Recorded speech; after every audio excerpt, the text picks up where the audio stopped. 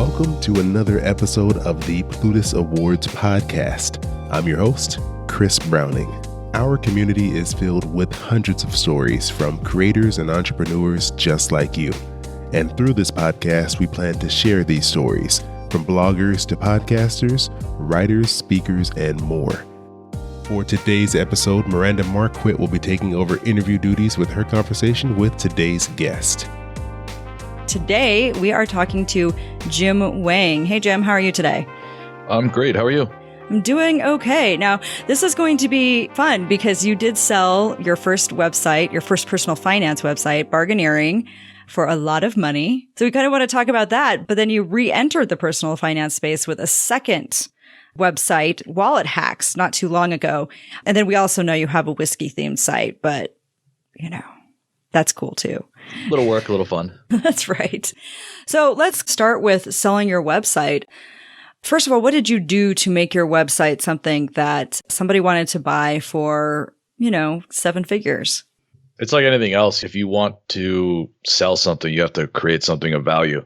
And I always saw that, the first site, Bargaineering, was something that was useful for people and that was evidenced by sort of the search traffic. I didn't enter into starting a blog because I thought you could make money from it. I mean, I started 2004, 2005. Even I forget. It's been so long. It's almost 15 years. Back then, blogs were just sort of like journals and this is what I did yesterday. And for those purposes, like people enjoyed them because it was that sort of voyeurism into another person's life. This person's, talking smack on their coworkers or their boss and they're anonymous, so you don't know. So it was more like scandal than it was useful. I had no interest in sort of like the gossipy stuff, but I did have an interest in personal finance. And so I started writing about it. And back then there were probably a dozen bloggers. Some of them are still around, some of them aren't, and just sort of kept growing and growing to the point where it was popular enough. It made enough money that it became appealing for a buyer. Now, you said you wrote about things that were useful and helpful rather than just gossipy. So did you write about things that you found personally useful and kind of put that personal touch into it? Yeah. So I've always been interested in personal finance, but I didn't necessarily understand how it worked. And so things like you never deal with a 401k until you start working your first job. Right? You don't deal with IRAs and things like that. Like I was fortunate enough in that my dad actually told me about Roth IRAs almost, I believe, the first year that it came out. And I was working part-time job. And the rules say that you can contribute to it even though you don't make a lot. And the money, comes from your parents as long as, they don't keep track necessarily that the money that you actually earn, that dollar goes towards the IRA. So my dad was like, all right, you make a contribution and I'll kick in some too. Besides that, I didn't really have a really strong understanding. I'd grown up in a frugal family because we were always saving money to buy plane tickets back to Taiwan. And those are thousands of dollars for a family of 4. That's very expensive, but all our family was back there. So I had sort of that piece of it. So I never had credit card debt, always relatively frugal, but I didn't know about the investing aspect of it, the other side. And it wasn't until I got a job, like a real job, a 401k, and actually had disposable income to invest. That's what I was kind of more interested in. And that's what a lot of the articles on the blog were about, were more on the wealth building side. And there was still frugality involved because you always have to be smart about how you're spending the money you do earn. But the other side was what appealed to me. Let's talk a little bit about what happened after you sold your blog. So you stayed on with Bargaineering for a while after your blog was acquired. How do you negotiate a deal where you stay on? Are you being paid now by the article? Are you being paid a consulting fee? How do you negotiate a deal where you kind of stay on and still, to a certain degree, make sure that the site is kind of still you? These are all, deal points that you negotiate with the buyer. And sometimes if they are, a little bit smaller, they probably want you to stay on longer. Or if they don't necessarily have the talent to run a site like that, they may keep you on for a little bit longer than maybe you want.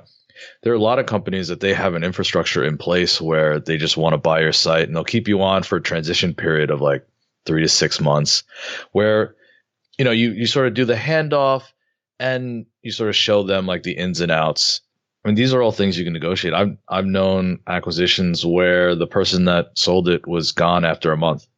And in that month, didn't really do much. I stayed on for a couple of years. That was part of the agreement. And it was a salaried job like anything else, as like an editor and manage the site. what was interesting and something that I was not prepared for is, something that I think a lot of early retirees run into, which is you tie a lot of identity with the work that you're doing. And so you day in and day out, I was thinking about running the site, how to grow it bigger. This was sort of my baby and building it up. And then in a day, it's not. And that transition was a big challenge for me because I went from, oh, this is Jim, he runs bargaineering, to this is Jim, and now he has to figure out what he's going to do. And yeah, I worked, but it wasn't the same as sort of running your own thing. It was something that took a little bit of time to get over. Right. So how did you work toward getting over it? Because like you said, it's not your thing anymore. Now somebody else owns it and they're kind of calling the shots on what you see as your site. It's your site, but somebody else is now calling the shots. So how do you deal with that? How do you get over it? A lot of it is just finding other things to do to take up your time. And I don't know if this is the right way, but it's kind of like dealing with any kind of loss and grief. Like, yes, it sounds stupid to say, oh, I felt a sense of loss after selling a business I created for a lot of money. Like, there's no sympathy for someone in that position, but there's this just emptiness. And so you try to find things to do and keep yourself busy. And so I actually went and started other businesses in areas that I thought would be interesting. One example was a meal plan business that's still going on now that I do with Aaron Chase. And that was something I wanted to figure out if I could build or help build a membership service of some kind and sell a product. Because bargaineering didn't sell any products. I didn't have ebooks, didn't have a course, didn't have anything. So I wanted to see if I could do something like that. And getting over it is just filling it up with other things to do. Unfortunately, it wasn't the result of a tragedy. I can't imagine adding more of the emotional component to it. This was just an issue of I have hours in the day and I'd like to find something productive to do. I think I have skills that are useful and I just like to keep them, relevant and sharp and just kind of keep my mind working because I'm too young to not do something. Right. I think that's a really good point. Now you talked about, you started this side business about the meal planning and it's still going. What about some of the other stuff? I mean, you started, the whiskey site, or was that going like, what are some of the other things that you did? Did they all turn out as successful as the meal plan site, or did some of them have to be kind of left behind? With anything, I take an interest in it, go at it relatively hard, and then eventually it reaches a point where I either have to decide, do I want to do this as a full-time thing, or if I'm ready to just let it go. The Scotch thing, it's a hobby, so there was never an intent to make it a business. So it still goes. It has a huge Facebook group. It's just a hobby type thing. I don't spend much time on it at all. There was a stretch where I thought, oh, it'd be fun, talking about keeping skills sharp. Why don't I start a blog about blogging? And so that was Microblogger. And so I did that for about a year.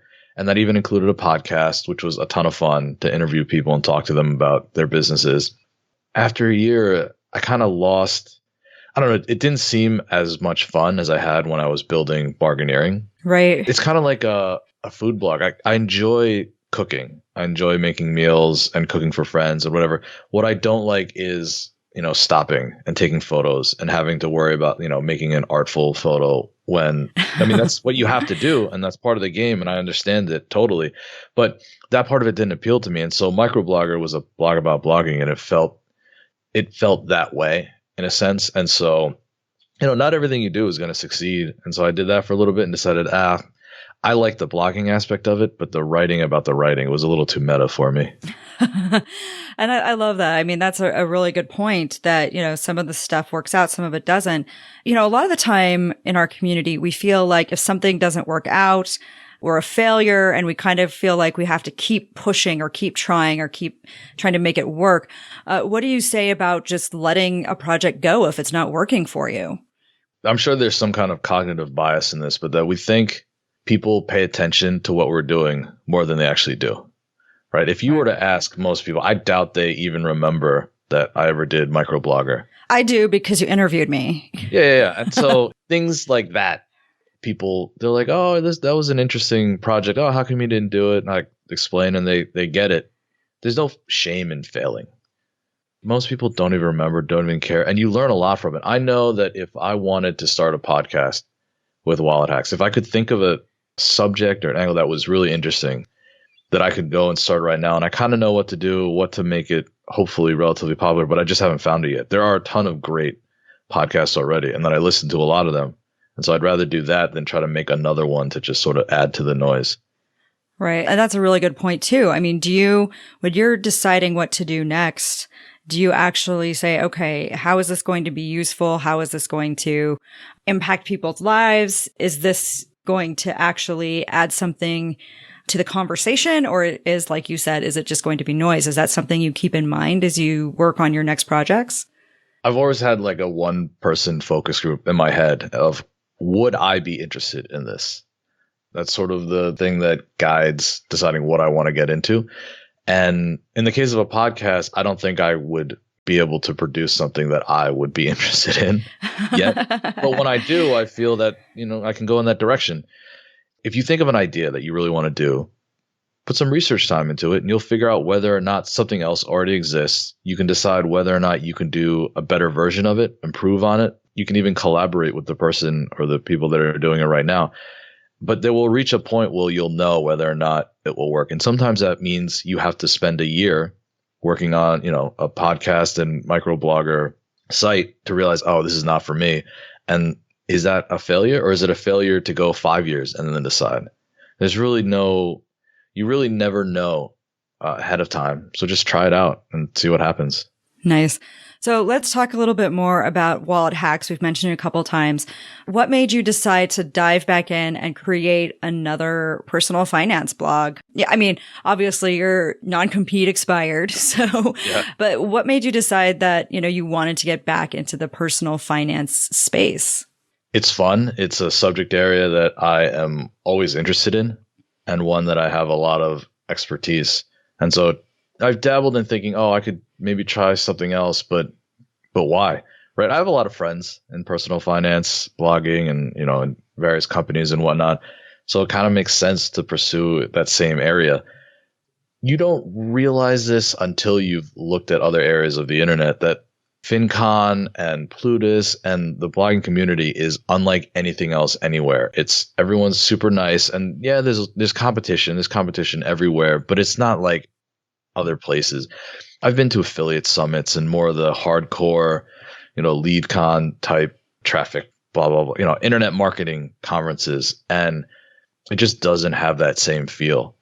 And so I thought, well, if I'm going to get back into it, I might as well get back into a sort of a group that I actually like hanging out with. Nice. Yeah. So it's this group. We like hanging out with you too, Jim. Thanks.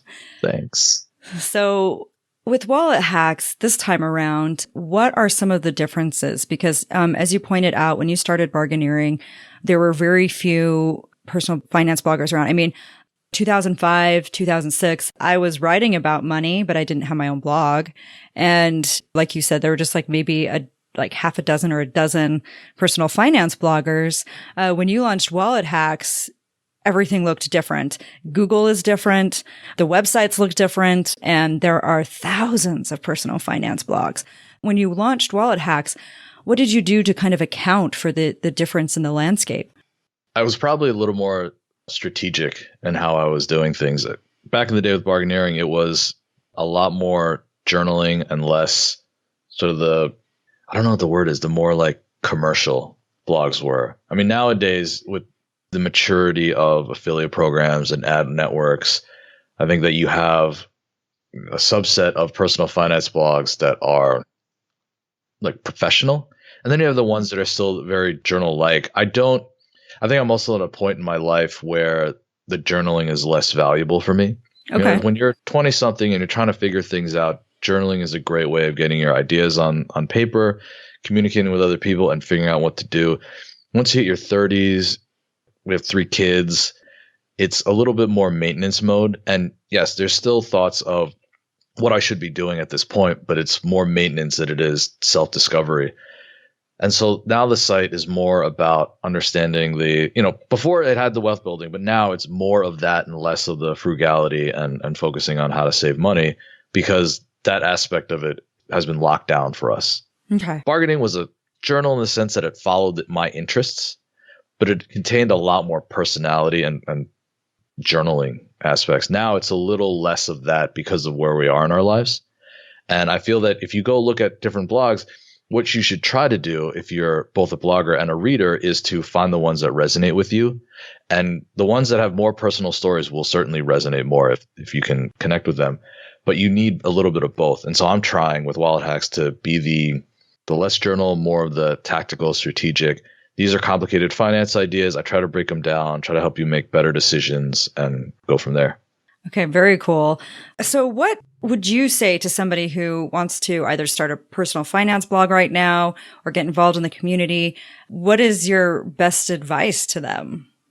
Probably heard it a lot before, but just start it. I mean, start it before you think you are ready and just learn as you go.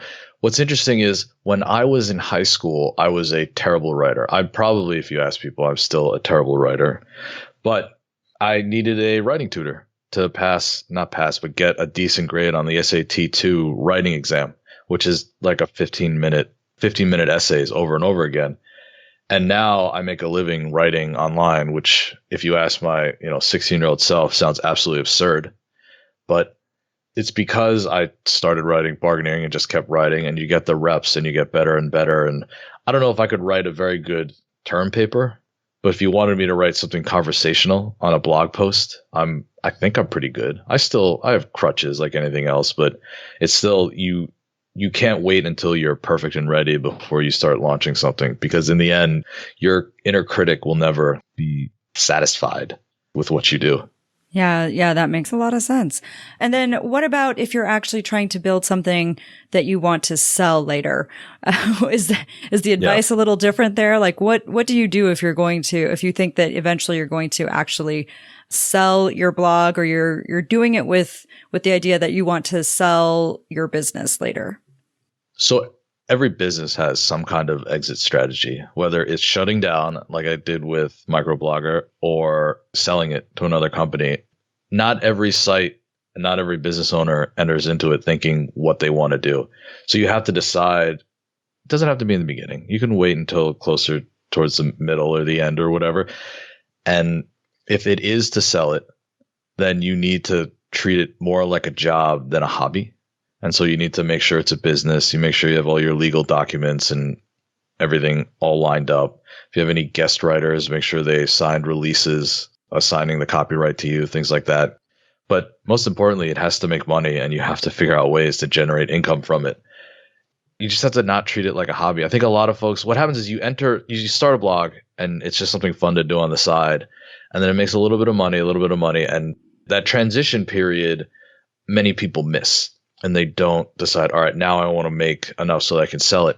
Selling it for 7 figures means you have to make, mid to high 6 figures. And so those are the stepping points that you need to reach before you consider selling it to, a large company. If you want to sell it through a smaller broker, it doesn't have to make 6 figures, but it still needs to make a decent chunk of change. So you have to think of it in those terms. So at what point do you start evaluating Wallet Hacks for your potential there? It's always in the back of my mind, but I haven't reached the point where I'm thinking about it seriously. There are a lot of goals in businesses. With a podcast, if I were to do a podcast, in my mind, the primary goal of a podcast is meeting new people, talking to them about whatever the subject may be. Podcasts, while they can generate income, at least the interview format and things like that, that's not the primary goal. It may be the primary goal of something like Serial, where it's a story that you're listening to, but it's not for a podcast. With a blog, with any type of business, or not a business, but any type of blog, the goal may not be to eventually sell it. It may be to do the same thing as a podcast, to be able to network with other people, to build up your credibility in an industry, to get new clients for your business, whatever it may be. So not thinking that the exit strategy is a sale isn't a bad thing. But for me right now, I think I want to have fun with it, and there's no rush to sell it. And when you ask me what should people do, I thought to myself, I have guest posts on the site that I've never asked for copyright releases, which is something if you were to sell, you have to get, because that's someone else's creation, and you have, I didn't pay them, and so there's no work for hire implicit, implication there. So you have to get a copyright, but I haven't gone down that road. That's a really good point. I recently did a guest post on Get Rich Slowly, and so Yeah. Maybe I need to talk to JD about my intellectual property. Yeah. Well, thank you so much for joining us today, Jim. You've given us a lot of really great information. Where can people find you on the I mean, obviously Wallet Hacks, but why don't you tell us in your own words where people can find you on the interwebs? Oh, you could find me at wallethacks.com. And I invite you to sign up for the newsletter, or you can just email me directly, say hello. I'm on Twitter at wallethacks. And yeah, I'd love to hear from folks. Big thanks to Miranda Marquit for taking over the interview duties today. I always really enjoy listening to her conversations with her guests. She does an amazing job. And I also appreciate all of you for joining us here for another episode. And next week, I am joined by Caroline Bensel, who somehow manages to take care of her 4 children while running her 6-figure business. And did I mention that her youngest child is under 1 year old? So she's doing a lot. She's doing a lot, and somehow she manages to balance it all. So make sure that you are subscribed so that way you catch that episode and more here on the Plutus Awards podcast. You can learn more about our guests and the Plutus Awards podcast at plutusawards.com/podcast and on Instagram at Plutus Awards. Again, thanks so much for joining us, and remember to keep creating.